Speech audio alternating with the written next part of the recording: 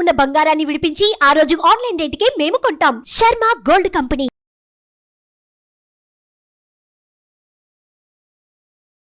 నమస్కారం, సుమన్ టీవీ ప్రేక్షకులకు స్వాగతం. ప్రస్తుతం మనతో పాటు ఉన్నారు శ్రీచక్ర పీఠ వ్యవస్థాపకులు, అలాగే ప్రముఖ జ్యోతిష పండితులు, మనందరికీ సుపరిచితులైనటువంటి డాక్టర్ ప్రదీప్ జోషి గారు మనతో పాటు ఉన్నారు. ఈ క్రోధినామ సంవత్సరం 27 నక్షత్రాల వారికి ఏ రకంగా ఉండబోతుంది ఏంటనే విషయాన్ని తెలియజేసేందుకు గురుగారు నమస్కారం. శ్రీమాత్రే నమః. మీ జన్మ నక్షత్రం ఇంపార్టెంట్. ఇప్పుడు నేను చెప్పేది ఏది జన్మ నక్షత్రం, నామ నక్షత్రము కాదు. నామ నక్షత్రం వేరు, జన్మ నక్షత్రం వేరు. నామ నక్షత్రానికి ఏ రాశి ఫలాలు గాని ఏ గోచార ఫలితాలు గాని వర్తించవు. పేరు పేరే, పేరులో కొంచెం బలం ఉండాలి, అంతకు మించి ఏం లేదు. అది న్యూమరాలజీ అనుకోండి. మిగతాదంతా కూడా ఇప్పుడు నేను చెప్పేటువంటి నక్షత్ర ఫలితాలు ఏవవుతున్నాయి నామ నక్షత్రాన్ని బట్టి, సారీ నేను చెప్పేటువంటి పరీక్ష ఏవైతే నక్షత్ర ఫలితాలు ఏవైతున్నాయో ఇవి జన్మ నక్షత్రం అయితే తెలుసుకోవాలి.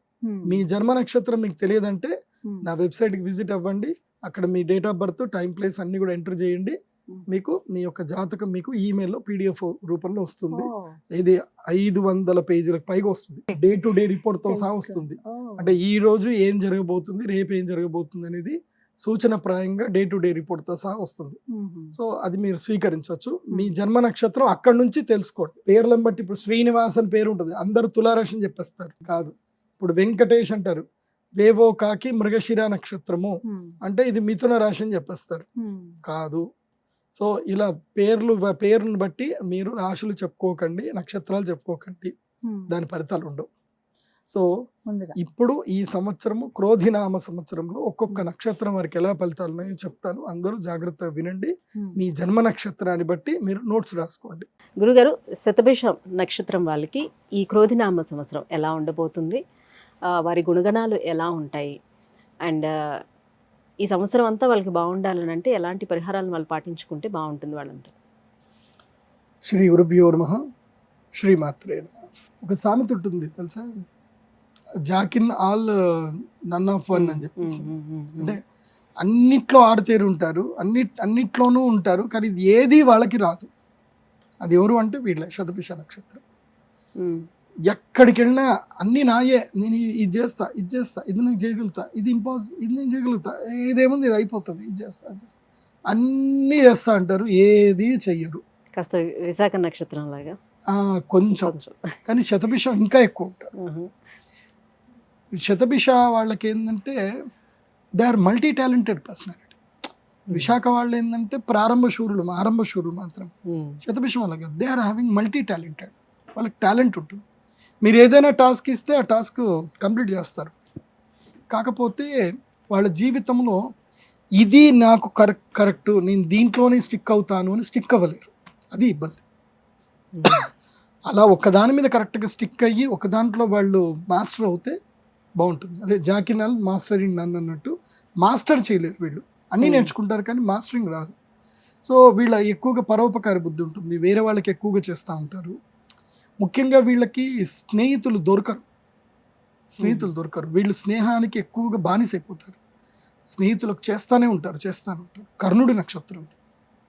కర్ణుడు ఎట్లాగైతే అభాస్ పాలవుతాడో, కర్ణుడు ఎలాగైతే ఉంటాడో వీడు అలాగే. ఈ నక్షత్ర జాతకులు ఏంటంటే స్నేహ ధర్మం కోసం ప్రాణం కూడా ఇస్తారు, డబ్బు లెక్క చేయరు. వాళ్ళకి ఎంతైనా చేస్తారు.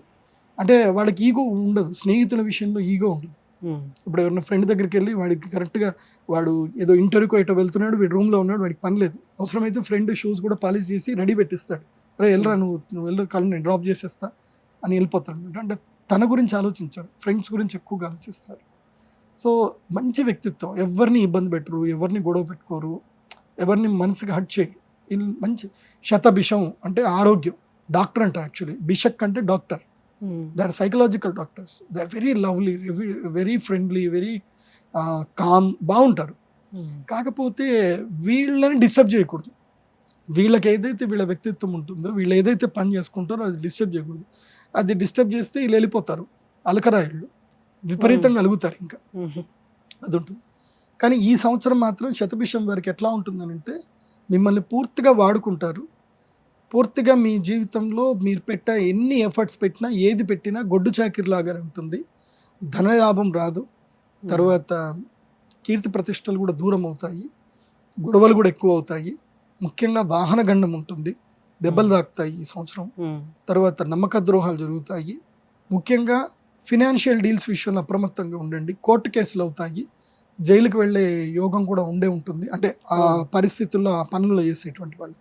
ఇప్పుడు ఉదాహరణకి మీరు ఏదైనా కార్ అమ్మారు, కార్ అమ్మిన వెంటనే బద్ధకంతో ఆ ట్రాన్స్ఫర్ అనేది మీరు చేయించలేదు, వాడు చేసుకోలేదు.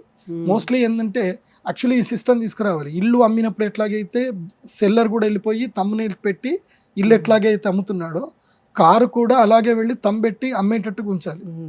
సో వీళ్ళేమో సంతకం పెడతారు కార్కి, సంతకం తీరా ఆడికి వెళ్ళి వాడు రిజిస్ట్రేషన్ చేసుకోడు, వాడికి బద్ధకం. ఆ కారులో వీడేదైనా దిక్కుమాల పని చేశాడు, ఎవరికి ఎప్పుడు కేసు పడేది? వీళ్ళ పేరు మీద ఉంటుంది, ఓనర్ పేరు మీదే పడుతుంది. సో ఓనర్ ఇంకా మారలేదు కదా, కానీ కారు వాడి దగ్గర ఉంది. ఇప్పుడు అట్లాగే నాకు ఒక క్లయింట్ ఉన్నాడు, ఆ క్లయింట్ ఇట్లాగే కార్ అమ్మేశాడు, వాడేదో మార్చుకుంటున్నాడు, వాడు కాస్త గంజాయి సప్లై చేశాడు కారులో, అది పట్టుకున్నారు.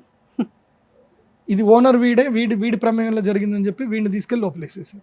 నేను కాదు బాబు మొర్రో అని చెప్పి మొత్తుకుండగా వీడి అదృష్టం బాగుండి వీడు ఏదైతే ఎక్స్చేంజ్ షోరూంలో ఏదైతే అమ్మినప్పుడు సంతకం పెట్టింది ఏదైతే ఉందో ఆ సీసీటీవీ ఫుటేజ్ ఉంది కాబట్టి అది కోర్టులో సబ్మిట్ చేసి బతికి పెట్టబట్టాడు.